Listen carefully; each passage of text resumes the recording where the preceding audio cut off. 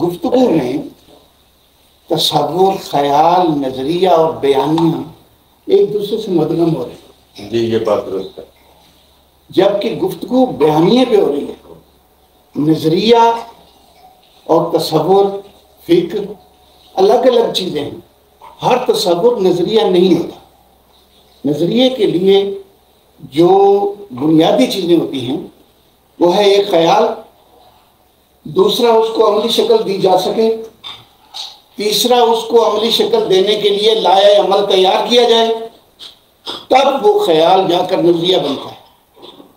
جبکہ بیانیہ جو ہے یہ معاشرتی ضرورت کے تحت وقت کے ساتھ ساتھ جنم لیتا ہے، بدلتا ہے، اس میں تنوع آتا ہے. یہ جیسے مثالیں دی ڈاکٹر سعید صاحب نے کہ وہ دلی کا نقشہ کھینچ رہے ہیں. دلی کا نقشہ کھینچنا بیانیہ نہیں ہے.